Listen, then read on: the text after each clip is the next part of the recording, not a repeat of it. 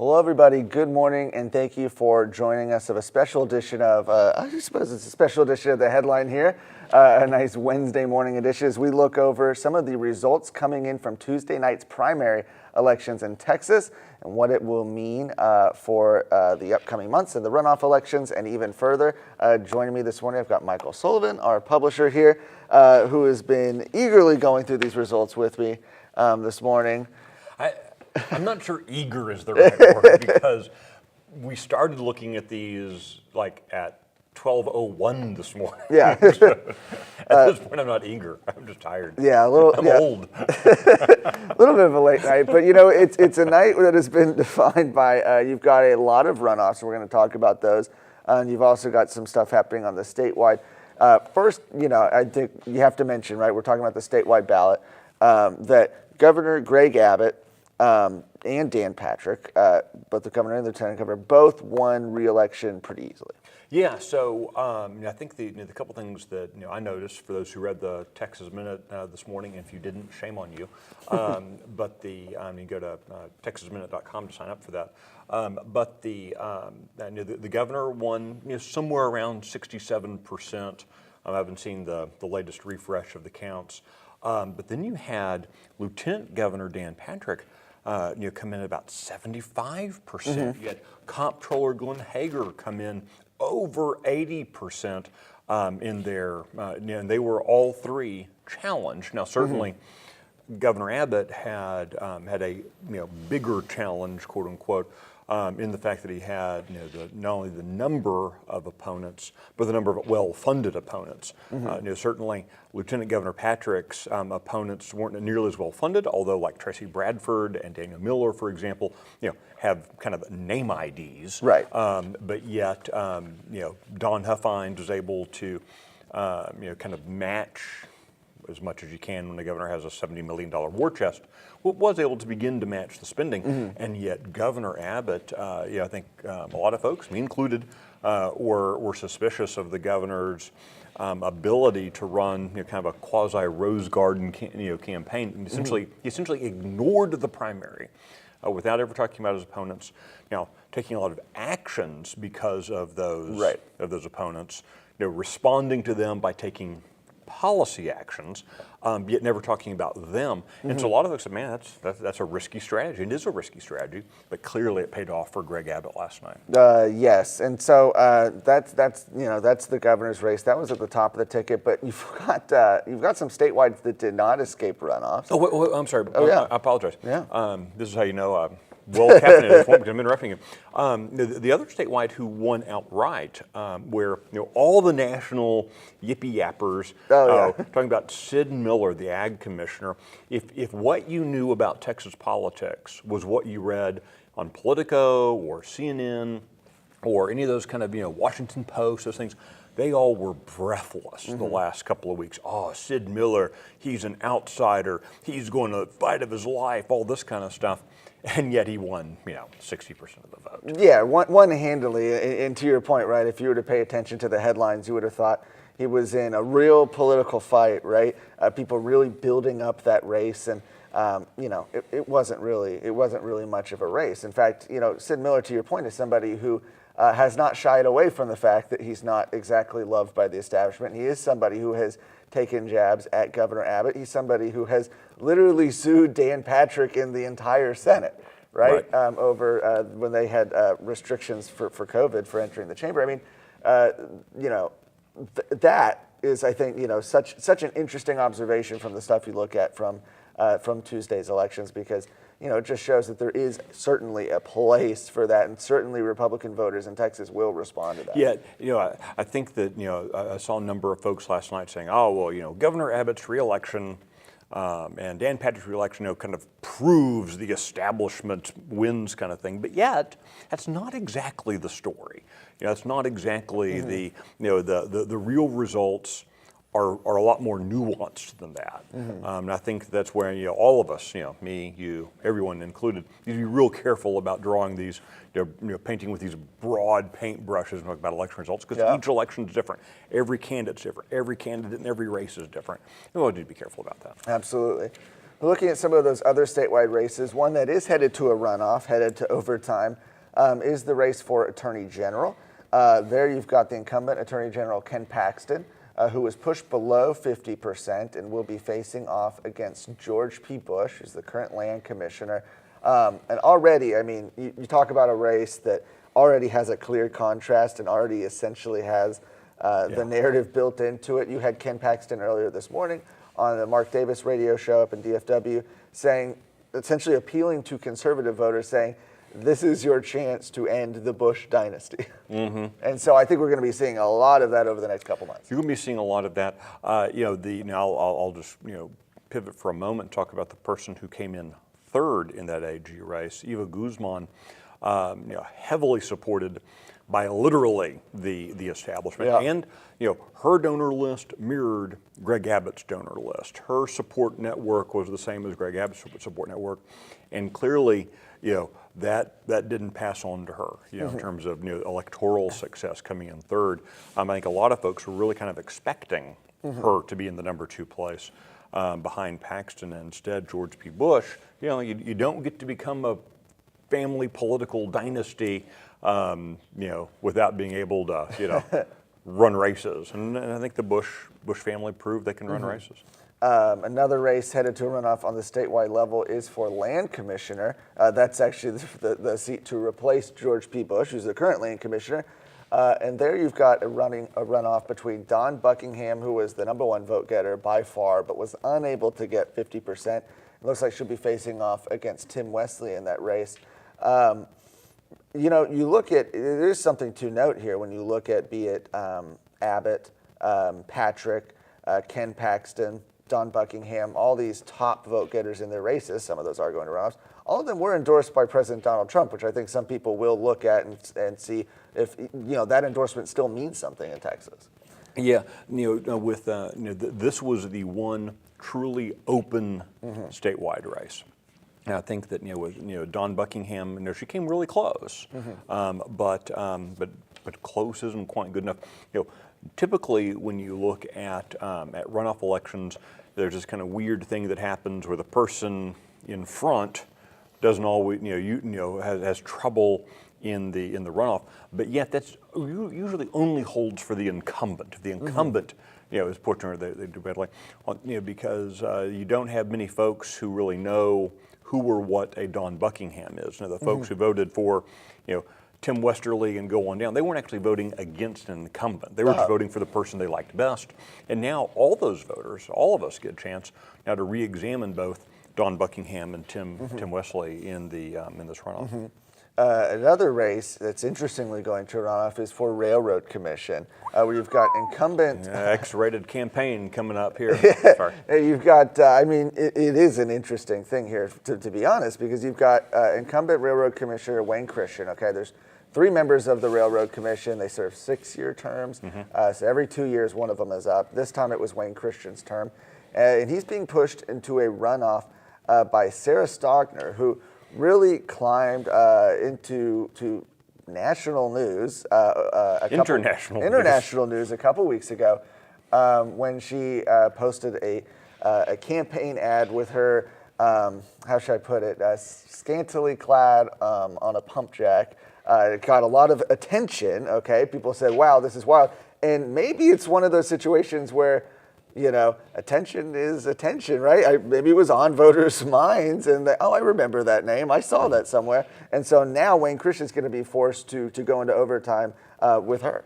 Yeah, and Wayne Christian, who has, literally almost his entire political career has used the joke, the only Christian on the ballot, right? Yeah. That's clever.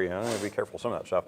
But but now, it's, you're going up against someone who thought a good campaign ad was to pose nude on oil field equipment.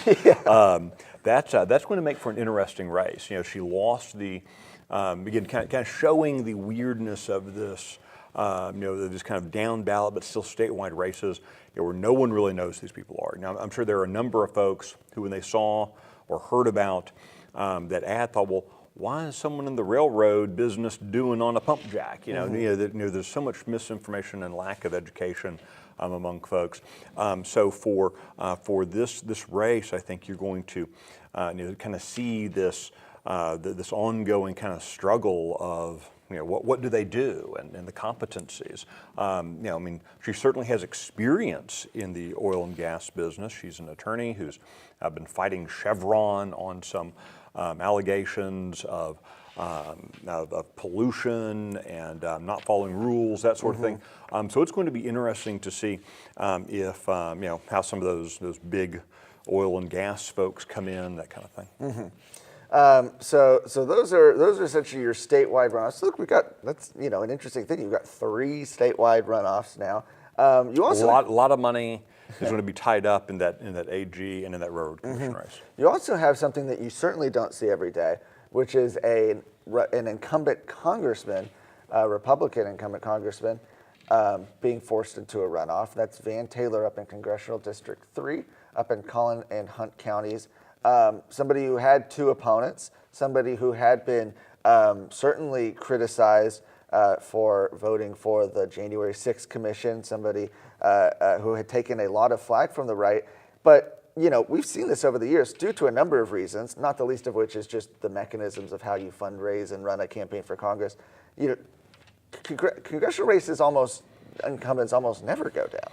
Yeah, well, and look, particularly with someone like Van Taylor, this is going to be at some point interesting political science case study, who extremely popular, maybe one of the most popular Republicans in North Texas, certainly North Texas, who when he ran for the Texas House first, he won big. When he ran for the Texas Senate, everyone kind of got out of the way for him. When he ran for Congress, you had Keith Self, who was number 2 now in this race last night. Keith Self didn't run for the congressional seat because and everyone knows how popular Van Taylor was in the Texas legislature. Taxpayer champion. Yep. He was at the top of every rating. Texans for Fiscal Responsibility, Young Conservatives of Texas, Texas Right to Life. Name the conservative group, and he was always at the top. He goes to Congress. And suddenly he's being praised as Mr. Bipartisan, working with the Democrats. A big deal is made in various magazines about him going jogging every morning with the far left Democrat Colin Allred. Then you start seeing some of these votes happen, and it does show how quickly folks will move away, because at the end of the day, it's not a popularity contest. It's about policy, about results. And I think that Mr. Taylor has found himself on the wrong side of those, on a lot of people on policy.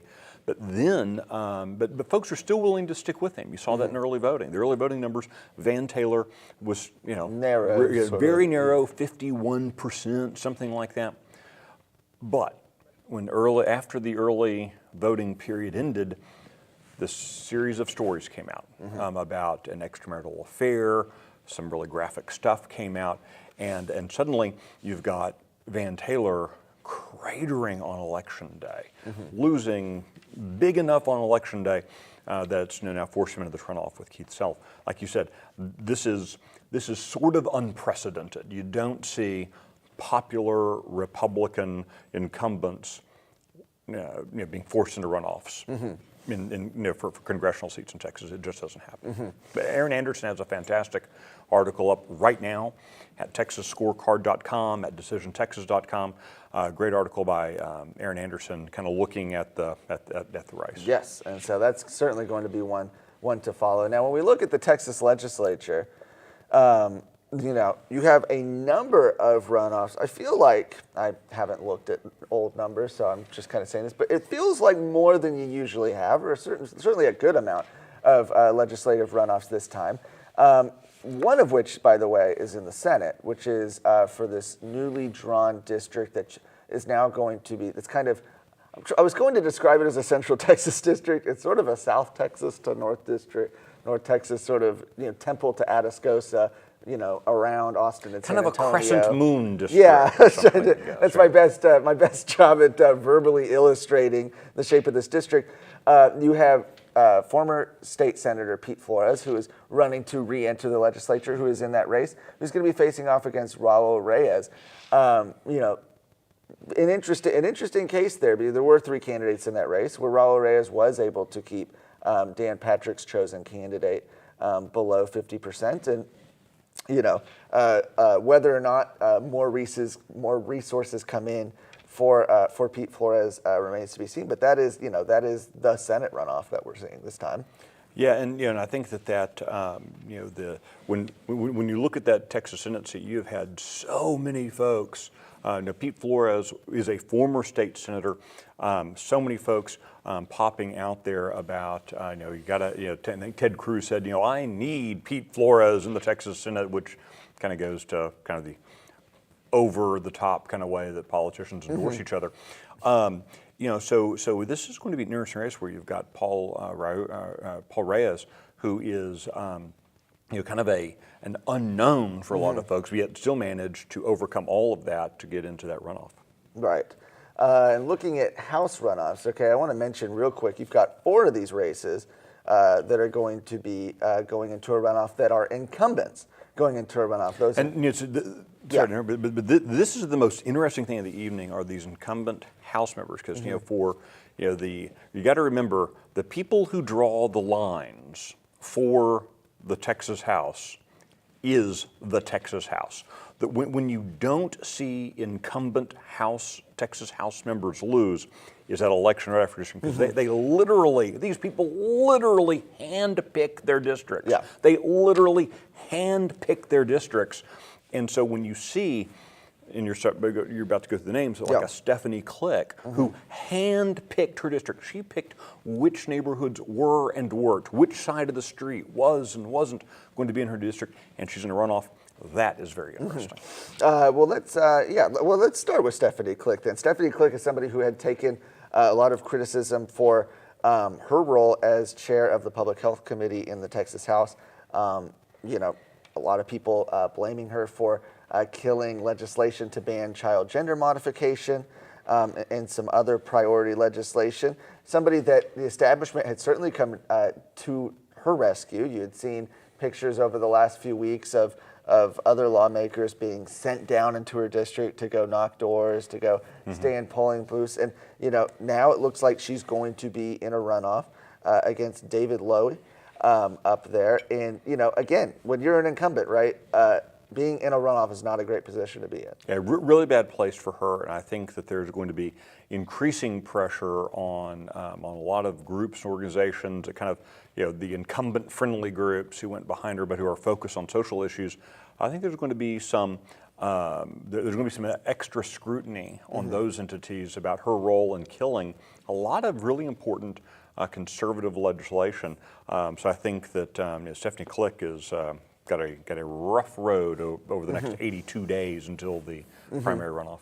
Somebody else who looks like they're going to have a rough road as well is State Representative Kyle Cassell, who has a district near College Station, that area. He's going to be in a runoff against Ben Bias. Kyle Cassell being rated on multiple ratings, like the Texans for Fiscal Responsibilities Index, Young Conservative Texas's ratings, being rated as the most liberal Republican in the House, somebody who literally, when the Democrats left last summer for Washington, D.C., said on the first day, well, maybe we need to compromise to bring him back.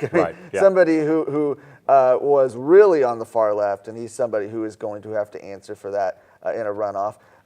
What's interesting, his race and his next door neighbor. So he has kind of the Bryan of the Bryan College Station, Brazos County area. Bryan, then up towards like Waco and that area, that part of the section, a lot of rural areas.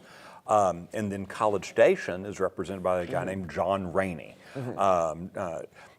The little situation that developed there is a reminder that it's not always as clean as conservative versus liberal, establishment versus the kind of the Tea Party, whatever, because both Rainey and Cassell, are both within a few points of each other as being not conservative, right? Or kind of the liberal wing of the Republican Party, and yet Kyle Cassell recruited and supported an opponent to John Rainey. Here's Kyle Cassell in a runoff, but John Rainey won outright. Right. So I think that there's a little bit of a reminder that, for those of you who, get frustrated, oh, the establishment wins, that kind of thing, they've got problems too. They've got problems in their house also. Right. Another incumbent that's going to a runoff is Glenn Rogers. This was a newly redrawn House District 60. He was a freshman member. Yeah, freshman member. Had his district redrawn. You had conservative activist, well-known activist up there, Mike Olcott, enter that race. Olcott being from Parker County, which was a big population center in that district. And now you're going to have a runoff between Mike Olcott and Glenn Rogers. And again, Glenn Rogers is somebody who went in there and was on the liberal wing of the Republicans in the House. Right. Yeah. So I think that, again, I said earlier about, the incumbents hand-picking districts. Rogers is a freshman, less so than Stephanie Click, who was a committee chair. But this is a big win, if you can put it that way, for Mike Olcott there to force the runoff. I think a lot of folks had looked at that race and said, there's no way, Rogers, every incumbent, Rogers is so important, so popular, but yet Mike Olcott clearly worked really hard. And the last incumbent, this one sort of came as a surprise to a lot of folks, that is going to be facing a runoff, is State Representative Phil Stevenson. He's going to be facing a runoff against Stan Kitzman in House District 85, which is sort of like Wharton area, just kind of southeast of Houston, or southwest of Houston, rather. And this was a surprise for folks, but I was thinking back to whenever the House was doing redistricting, and you may recall it, Phil Stevenson was not happy with the way his district was drawn, right. And now perhaps we're saying why. Yeah, Phil Stevenson, a guy who's been in the legislature for a long time, who most folks, maybe even his own district apparently, don't exactly know who he is. And I think that Phil Stevenson's going to have to do something he doesn't seem to do a lot of, which is go out and really work hard. If he actually wants to win a re-election. He may be one of those guys who's kind of coasted in, thought he could kind of keep coasting. He's going to find out he has to actually drive now. Absolutely. I want to mention, we won't talk about all these, but I want to mention a few kind of highlights of these open seat runoff races. One of them being, now you've got Jeff Younger, who folks may remember being the father of James Younger, a father fighting against his ex-wife, essentially wanting to transition his son into a girl, has been a big leading figure in the child gender modification debate, finds himself in a runoff for an open seat that was vacated by Tan Parker, who moved on and won the nomination for the Senate last night. He's going to be facing off against Ben Baumgartner, sorry, in that race. And this is one of those interesting situations where you see somebody who started as an activist, now potentially looking at being in the legislature himself. Yeah, and look, my guess is that this is a race where you will probably see the governor and many of his, if not the governor directly, many of the governor's supporters come in and help Baumgartner, only because Mr. Younger has put a lot of the blame for the fight on that he has had on Greg Abbott. More than 4 years ago, Younger and his folks briefed Abbott about this problem. The governor ignored it completely until literally less than 2 weeks ago. And I think that Greg Abbott does not want Jeff Younger in the Texas House, where he can now in the Texas House be talking about these problems, issues. That's something that Greg Abbott would rather not be talked about. So I suspect this is going to be it's going to be a high dollar runoff election. Oh, I'm sure the establishment will definitely be entering that race, right. to be sure. Another race, similar actually to the Olcott race, where you do have somebody who is a known Republican activist in the area now entering a runoff. It's House District 52, where you've got, it's a Central Texas district in Williamson County, just north of Austin, where you've got Republican activist Patrick McGinnis facing off against legislative staffer Caroline Harris for that open seat.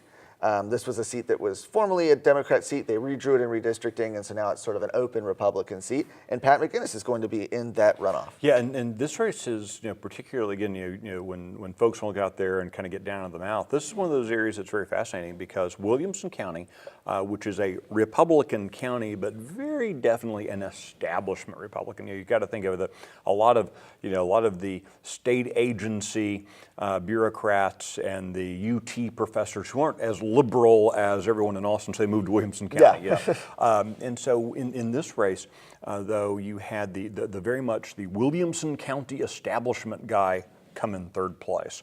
His donor list and his support list read like a who's who of old money in Williamson County.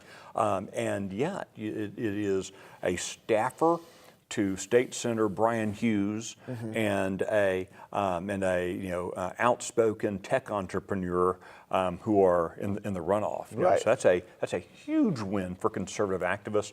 I think that a lot of, I'll probably get flamed for this from various folks, but this is kind of one of those things where you win either way. Conservatives win either way in this runoff because both of them have records. Kind of imputed because of her employment by Brian Hughes, but both of them have records as being conservatives, and now they're just going to have to go make the case that they're the ones who can be effective in the Texas House. That's a pretty good place to be. One last open seat runoff that is worth mentioning is House District 122. This is in San Antonio area. This was a seat formerly held by Lyle Larson. Who used to be the most liberal Republican. Who used to be the most liberal Republican, in the Texas House. It was an open seat this time. You're going to have former City Councilwoman Alisa Chan facing off against Mark DeRazio, who is a member of the State Republican Executive Committee, someone who's been a conservative activist down there.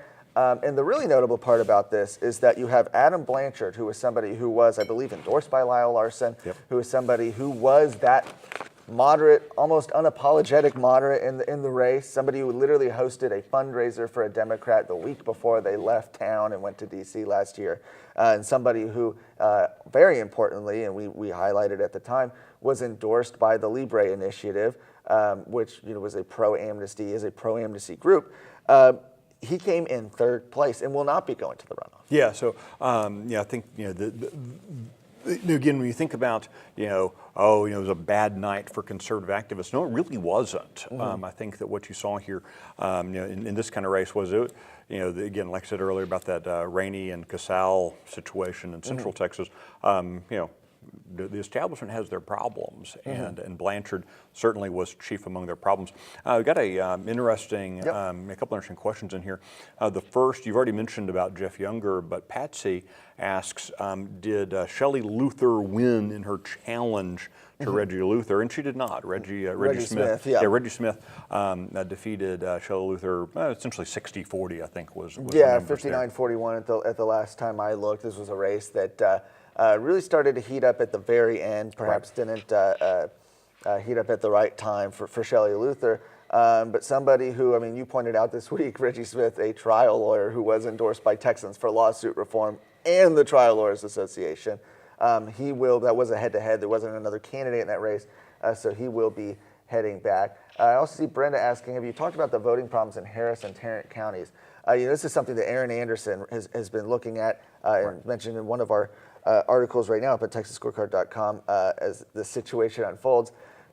This is something where you shouldn't be surprised. Harris County being very, very slow to roll out their election day results. Right. And Tarrant County as well. We're literally just getting the election day results right now. And on one hand, you want to say, okay, it's more important that these results are accurate than they are fast, right? On the other hand, why is it that so many, we have 254 counties around the state, and all of them can get it done except for some of these big, and in the case of Harris County, a Democrat-run county, is just unable to get it done?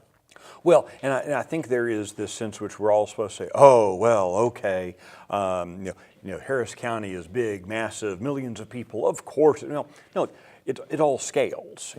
A state rep district is pretty much the same size everywhere. Voting precincts, pretty much the same. You have to get into really small counties, but once you reach a certain point, those precincts all kind of become about the same size. Right. And so I think that when you know these excuses that are made to kind of excuse the inefficiencies and the irregularities falls a little flat in the face. They try to throw out there this idea, oh, well, because they're such big counties, it takes longer. No, they have a lot more resources. It's not like they've got some three-time retiree who just kind of stumbled into managing the elections and doesn't know how to use a computer. No, this is they get to pay real professionals real money to do this every day. There are entire offices in Harris County filled with people who their only job is election day every 2 years. And I think that we should hold them to a much higher standard. Lieutenant Governor Dan Patrick put out a big statement yesterday, late afternoon, going after County Judge Hidalgo there in Harris County, laying the blame for some of the various problems folks were experiencing in Harris County at her feet, and I think the Lieutenant Governor was entirely right to do so. Hidalgo and her crew there in Harris County have spent a lot of money and time and energy doing things that have nothing to do with running county government, and so we shouldn't then be surprised that county government is a mess in Harris County. So before elections have consequences. Elections have consequences. Yeah. Before we sign off for this morning, just real quick, kind of closing thoughts. What is the overall narrative, do you think, from what did voters say last night? Voters said a lot of things last night. For Republicans, I think that where you want to see the direction of Republican voters is not found at the top of the ticket, but at the very end of the ballot, where Republican primary voters overwhelmingly said that they want property tax relief, that they want to ban this hideous, immoral, horrible practice of child gender mutilation and coerced transitions, that sort of thing. And go down the line. You had Republican primary voters give very specific and clear expectations to the Republicans that they elected, whether they were electing Greg Abbott or Don Huffines or Chad Prather or Alan West or to go down the line. Whoever they voted for governor, they were also voting to end property taxes. Whoever they voted for lieutenant governor, whoever they voted for state rep, go down the line, and you saw this not unanimity, but 75%, 80%, 95% of those very same voters saying, we expect policy results, because ultimately the message to every single candidate, every person who puts their name on the ballot and says, elect me to this position, the message to them has to be, you're fine, but I want results. You might be a nice person with a beautiful spouse and amazing kids, but what matters to Texas are the policy results. And I think that all those guys who puff up their chest because they win on election night, there's going to be a reckoning coming if they don't get these things done. Well, and certainly, you look at those propositions, right? Certainly are going to mean a lot during the next legislative session, which is coming up next year, January of 2023. But first, we're gonna have to get past these runoffs, May 24th. 82 days. We get to do this all over again, and that we'll be following it closely at TexasScorecard.com. At DecisionTexas.com. You can see all the coverage of that in the 82 days ahead as we head to those runoff elections. So we'll continue to have coverage of that up at our website right now. But thank you so much for joining us this morning. Have a great day.